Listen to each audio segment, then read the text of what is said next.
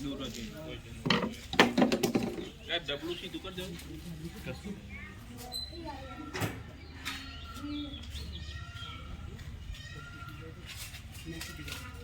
કેવું થઈ ગયું જો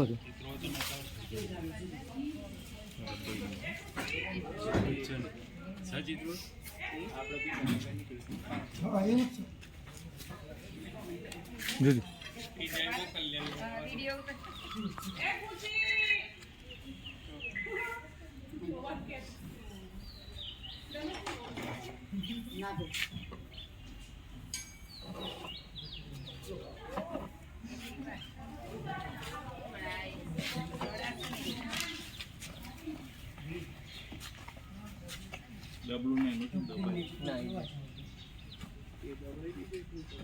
કઈ જવાના તો ગુટી વળી જવાનું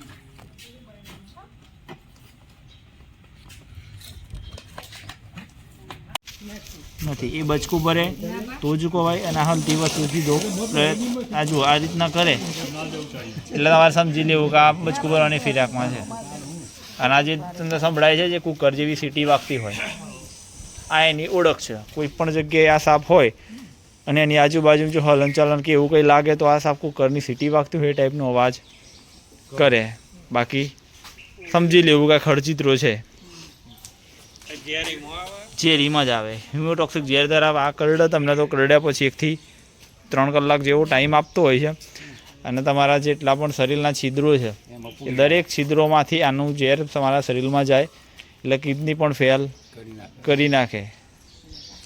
લોહી ઠરાઈ દે નસોના અંદર. વત્તા પાણી જેવું લોહી થઈને જેટલા આપણા શરીરમાં છિદ્રો છે આંખ કાન નાક પેશાવાટ બધી જગ્યાએથી લોહીનું પાણી થઈને બહાર આવવા લાગે તો માણસ મરી જાય.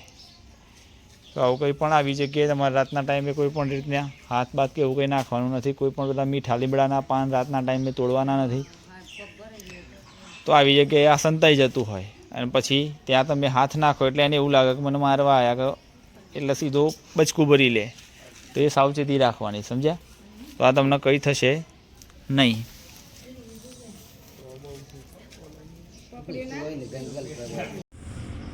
નમસ્કાર દર્શક મિત્રો, આજે આપણે વિવેકાનંદ સોસાયટી નંબર 2 થી રેસ્ક્યુ કર્યું છે સ્વાઈપરનું. આપ જોઈ શકો છો આ કેટલો એગ્રેસિવ છે.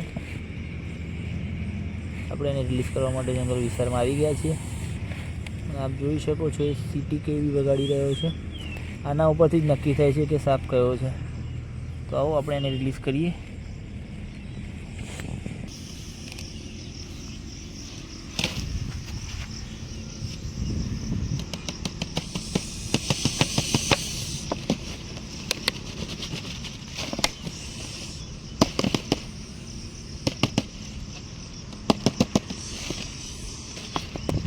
વિડીયો ગમે તો લાઈક શેર કરજો.